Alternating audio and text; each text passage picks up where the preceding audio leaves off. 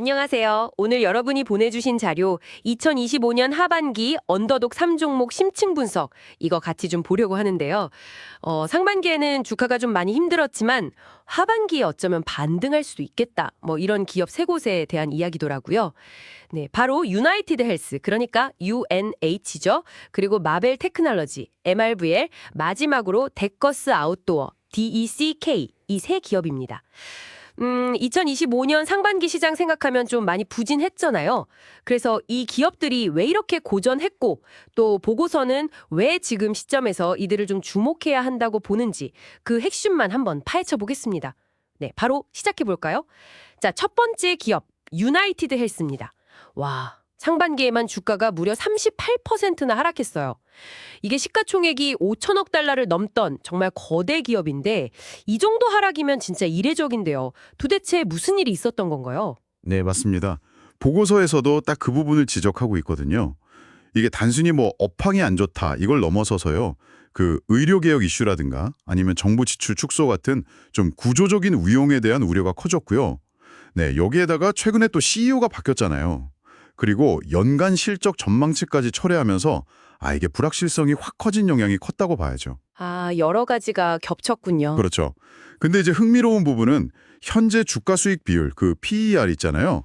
이게 13배 수준이라는 거예요. 13배요? S&P 500 평균이 한 24배 정도 되지 않나요? 맞아요. 평균이 24배인데 13배면 이건 뭐 파격적으로 낮은 거죠. 이런 정말 큰 우량 헬스케어 기업이 시장 평균의 거의 절반 수준이다. 이건 흔치 않거든요. 확실히 PER만 보면 매력적이긴 한데 근데 아까 말씀하신 것처럼 CEO 교체나 실적 전망 철회 이런 불확실성이 너무 크잖아요. 이걸 안고 가도 괜찮을까? 너무 좀 낙관적인 건 아닌가 싶기도 하고요. 물론이죠. 단기적으로 변동성은 당연히 생각해야 합니다. 그런데 이제 보고서의 시각은 뭐냐면 시장의 눈높이가 이미 너무 낮아져 있다는 거예요. 기대치가 바닥이니까 오히려 하반기 실적이 예상보다 아주 조금만 좋아도 주가는 확 튈 수 있다. 이렇게 보는 거죠. 그리고 또 경영진이 계속해서 장기 성장 목표 연 13에서 16% 정도 이걸 유지하려는 의지를 보이고 있다는 점도 좀 긍정적으로 보고 있고요. 그러니까 과도한 비관론이 오히려 기회가 될 수 있다. 뭐 이런 시각입니다. 알겠습니다. 과도한 비관론 속 기회. 네.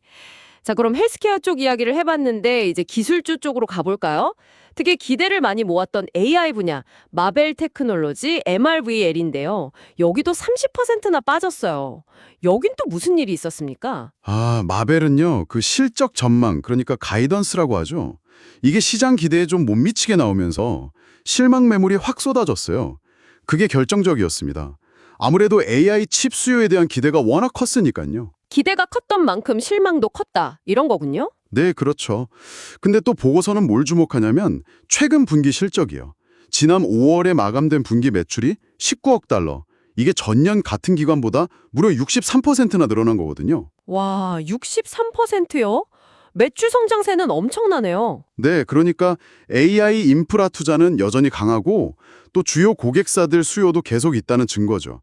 그래서 단기든 장기든 이 성장 스토리는 여전히 살아있다. 이렇게 분석하고 있습니다. 성장세는 여전한데 주가는 빠졌다. 그럼 이거 밸류에이션 매력이 생긴 건가요? 싸진 건가요? 바로 그 점입니다. 현재 선행 퍼이가 27배 수준인데요.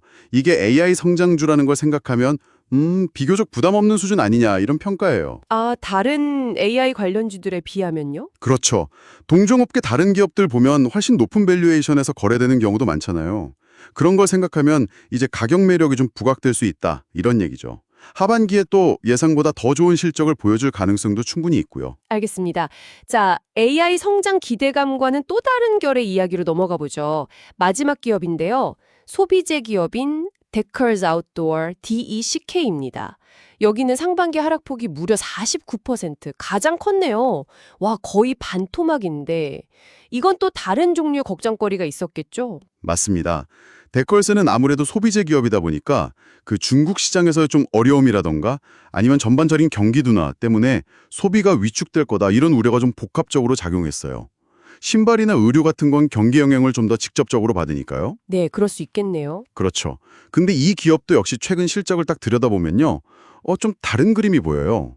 지난 3월에 종료된 분기 매출이 10억 달러를 넘었고요. 순이익은 오히려 전년 동기 대비 19%나 늘었어요. 아, 그래요? 시장 우려와는 좀 다르네요. 네, 그러니까 시장에서는 막 걱정하는데 실제 사업은 생각보다 꽤 잘 돌아가고 있었다는 거죠. 현재 PER이 한 17배 수준인데 보고서는 이 기업의 브랜드 파워나 수익성을 고려하면 이건 상당히 매력적인 수준이다. 이렇게 평가합니다. 이미 여러 가지 안 좋은 뉴스들은 주가의 상당 부분 반영이 된 상태다. 이렇게 보는 거고요. 그래서 하반기에 실적이 좀 개선되거나 아니면 뭐 소비 심리가 좀 살아나는 그런 긍정적인 신호가 나오면 S&P 500 평균 수익률을 훨씬 뛰어넘을 수도 있다. 이런 분석입니다. 들어보니까 세 기업 모두 정말 사연이 깊네요. 예, 각자 이유는 다르지만 상반기에 크게 어려움을 겪었고, 그런데 또 들여다보면 하반기 반등을 기대하게 만드는 그런 요소들이 분명히 있다는 거군요. 정리해보면 유나이티드 헬스는 그 낮은 기대치 속에서 실적이 조금만 개선돼도 확 튈 수 있다는 가능성, 마웰은 여전한 AI 성장세와 상대적인 저평가 매력, 그리고 데커스는 견조한 실적에 비해 주가가 너무 과도하게 빠졌다. 이게 핵심 포인트네요. 그쵸? 정확합니다. 네.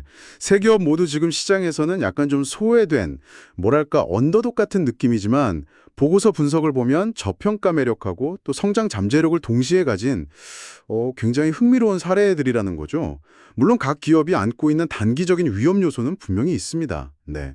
하지만 시장의 그런 과도한 우려가 좀 거치거나 아니면 예상보다 좋은 실적을 딱 내놓는다면 시장 평균을 훨씬 뛰어넘는 성과를 보여줄 잠재력이 있다. 이겁니다.